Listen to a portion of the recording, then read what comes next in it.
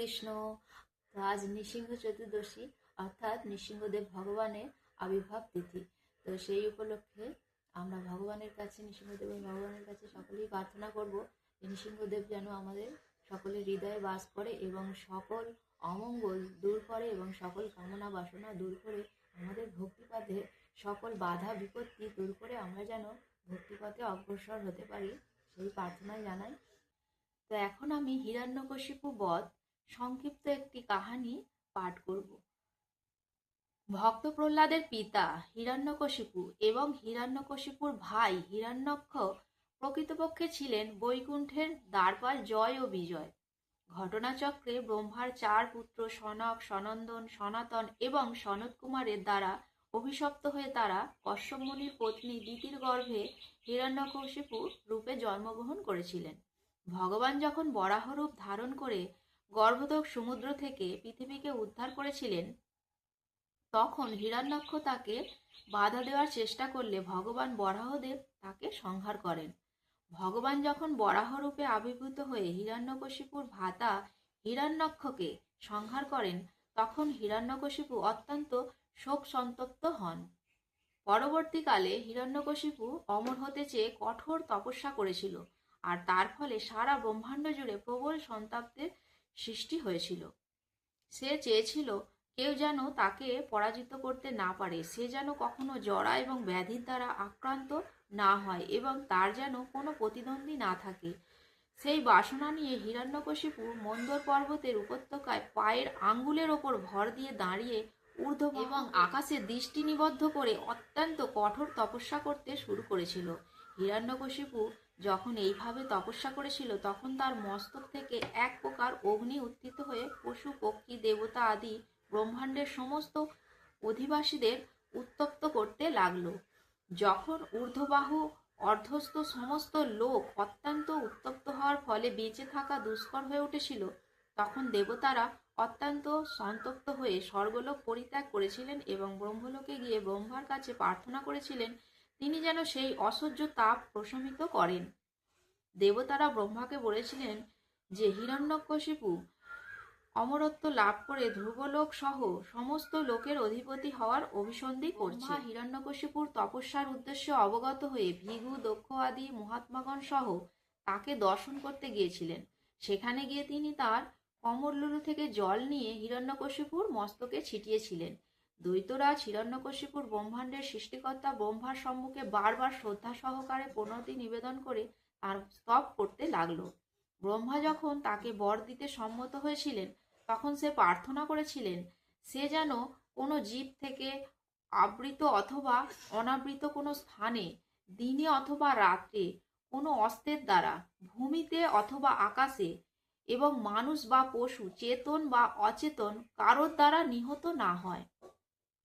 সে সমগ্র ব্রহ্মাণ্ডের আধিপত্য এবং অনিমা লঘিমা আদি অষ্টসিদ্ধিও প্রার্থনা করেছিল। হিরণ্যকশিপু তার কঠোর তপস্যার দ্বারা ব্রহ্মাকে সন্তুষ্ট করে তার আকাঙ্ক্ষিত বর লাভ করার পর তার দেহ যা প্রায় সম্পূর্ণরূপে বিনষ্ট হয়ে গিয়েছিল, তা পূর্ণ সৌন্দর্য এবং স্বর্ণ সদৃশ কান্তি লাভ করেছিল।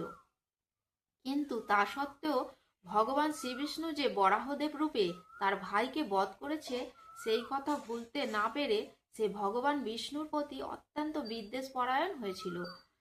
হিরণ্যকশিপু 10 দিক 3 লোক এবং দেবতা অসুরদের বশীভূত করেছিল।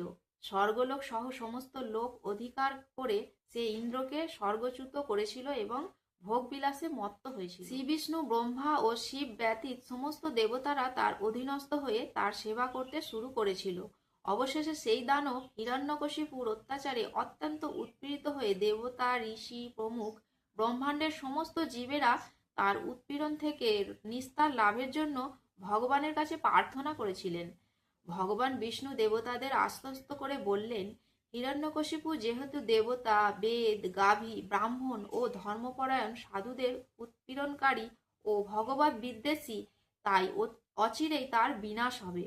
হিরণ্যকশিপু যখন তার পুত্র মহাভাগবত প্রহ্লাদকে নির্যাতন করবে, তখন তার আয়ু সমাপ্ত হবে। হিরণ্যকশিপু তার পুত্র প্রহ্লাদের শিক্ষার ভার তার গুরুদেব শুক্রাচার্যের 2 পুত্র ষণ্ড এবং অমর্কের কাছে প্রদান করেছিল। যদিও শিক্ষকেরা বালক প্রহ্লাদকে রাজনীতি, অর্থনীতি আদি জড়জাগতিক বিষয়ে শিক্ষাদান করার চেষ্টা করেছিল, কিন্তু প্রহ্লাদ সেই সমস্ত বিষয়ে আগ্রহীশীল হননি।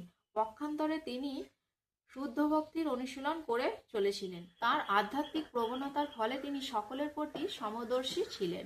প্রকৃতপক্ষে ইতিপূর্বে তার মাতৃগর্ভে থাকার অবস্থায় প্রহ্লাদ নারদ মুনির কাছে আধ্যাত্মিক শিক্ষা প্রাপ্ত হয়েছিলেন। হিরণ্যকশিপু যখন তপস্যা করার জন্য মন্দরাচলে গমন করেছিল, তখন দেবতাদের সঙ্গে যুদ্ধে দৈত্যদের পরাজয় হয় এবং তারা চতুর্দিকে পলায়ন করে।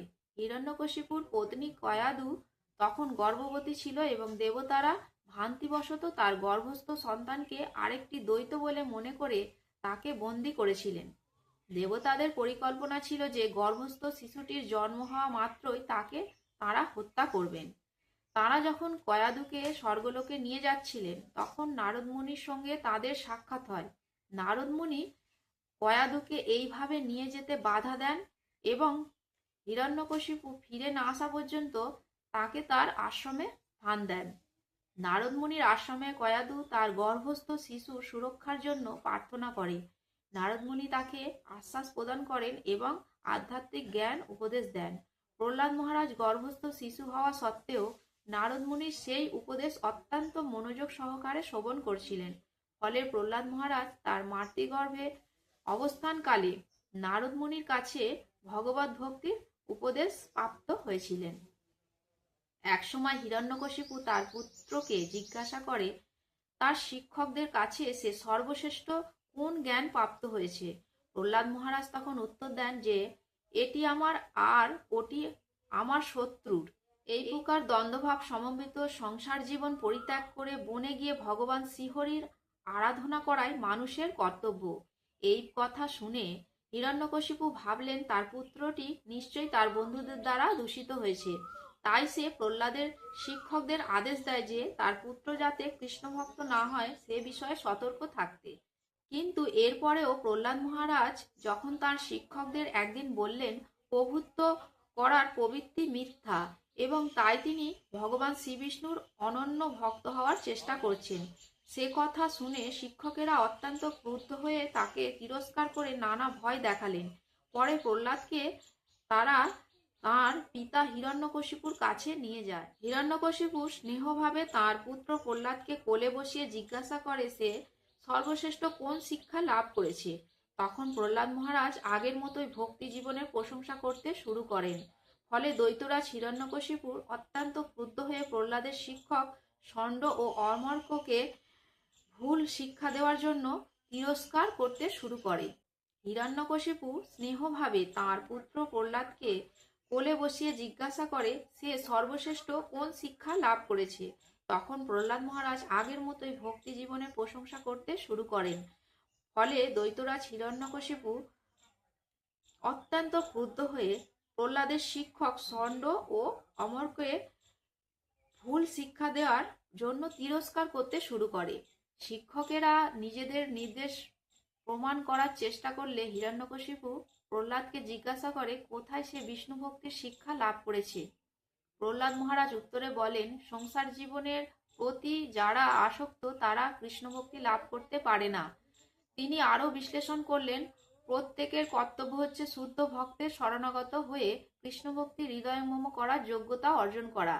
প্রহ্লাদের এই উত্তর শুনে হিরণ্যকশিপু অত্যন্ত ক্রুদ্ধ হয়ে প্রহ্লাদ মহারাজকে তার কোলে থেকে ছুঁড়ে ফেলে দেয়। কিন্তু প্রহ্লাদ তাঁর পিতৃব্য হিরণ্যাক্ষের হত্যাকারী বিষ্ণুর ভক্ত হয়ে বিশ্বাসঘাতকতা করেছে, তাই প্রহ্লাদকে হত্যা করতে হিরণ্যকশিপু তার অনুচরদের আদেশ দেয়। হিরণ্যকশিপুর অনুচরেরা প্রহ্লাদকে তীক্ষ্ণ ধার অস্ত্রের আঘাতে হাতির পায়ের নিচে নিক্ষেপ করে নারকীয় যন্ত্রণা দিয়ে পর্বত শিখর থেকে ছুঁড়ে ফেলে দিয়ে নানাভাবে হত্যা করার চেষ্টা করেও কৃতকার্য হতে পারে না। প্রহ্লাদকে তীক্ষ্ণ ধার অস্ত্রের আঘাতে হাতির পায়ের নিচে নিক্ষেপ করে নারকীয় যন্ত্রণা দিয়ে পর্বত শিখর থেকে ছুঁড়ে ফেলে দিয়ে নানাভাবে হত্যা করার চেষ্টা করেও কৃতকার্য হতে পারেনি। হিরণ্যকশিপুর গুরু শুক্রাচার্যের পুত্রেরা তাদের নিজেদের পন্থায় প্রহ্লাদকে শিক্ষা দিতে শুরু করে, কিন্তু প্রহ্লাদ মহারাজ তাদের সেই শিক্ষা গ্রহণ করেনি। শিক্ষকেরা যখন উপস্থিত থাকতো না, তখন প্রহ্লাদ মহারাজ তার সহপাঠীদের কৃষ্ণ ভক্তি সম্বন্ধে শিক্ষা দিতে শুরু করেন এবং তার উপদেশে সহপাঠী দ্বৈত বালকেরা তাঁরই মতো ভগবত ভক্তি অনুশীলন করতে শুরু করে। হিরণ্যকশিপু অবশেষে প্রহ্লাদ মহারাজকে বন্দী করে রাখে। অবশেষে হিরণ্যকশিপু তার পুত্র প্রহ্লাদকে বধ করতে মনস্থ করে। হিরণ্যকশিপু এত ক্রুদ্ধ হয়েছিল যে প্রহ্লাদ মহারাজ তাঁর আসরিক পিতার চরণে নিপতিত হয়ে নানাভাবে তাকে শান্ত করার চেষ্টা করা সত্ত্বেও কৃতকার্য হননি। হিরণ্যকশিপু ছিল এক মহা অসুর এবং সে নিজেকে ভগবান থেকে শ্রেষ্ঠ বলে ঔদ্ধর্য প্রকাশ করতে শুরু করে। কিন্তু প্রহ্লাদ মহারাজ নির্ভীকভাবে তাকে জানান যে সে ভগবান নয় এবং ভগবানের মহিমা কীর্তন করে প্রহ্লাদ মহারাজ বলতে থাকেন যে ভগবান সর্বব্যাপক, কিন্তু কিছুই তাঁর অধীন এবং কেউ তাঁর সমান অথবা তাঁর থেকে মহৎ নন। এইভাবে তিনি তার পিতাকে সর্বশক্তিমান ভগবানের শরণাগত হতে অনুরোধ করেন। প্রহ্লাদ মহারাজ যতই ভগবানের মহিমা কীর্তন করতে থাকেন, সেই দৈত্য ততই ক্রুদ্ধ এবং উত্তেজিত হতে থাকে। হিরণ্যকশিপু তার বৈষ্ণব পুত্রকে জিজ্ঞাসা করে তার ভগবান প্রাসাদের স্তম্ভের মধ্যে রয়েছেন কিনা। প্রহ্লাদ মহারাজ যতই ভগবানের মহিমা কীর্তন করতে থাকেন, সেই দৈত্য ততই ক্রুদ্ধ এবং উত্তেজিত হতে থাকে। হিরণ্যকশিপু তার বৈষ্ণব পুত্রকে জিজ্ঞাসা করে তার ভগবান প্রাসাদের স্তম্ভের মধ্যে রয়েছেন কিনা। প্রহ্লাদ মহারাজ তৎক্ষণাৎ তার উত্তরে বলেন যে ভগবান যেহেতু সর্বত্রই বিরাজমান, তাই তিনি সেই স্তম্ভের মধ্যেও রয়েছেন। সেই কথা শুনে হিরণ্যকশিপু তাচ্ছিল্য ভরে সবেগে তার স্তম্ভে মুষ্টাঘাত করে। স্তম্ভে আঘাত করা মাত্রই সেখান থেকে এক ভয়ঙ্কর শব্দ নির্গত হয়।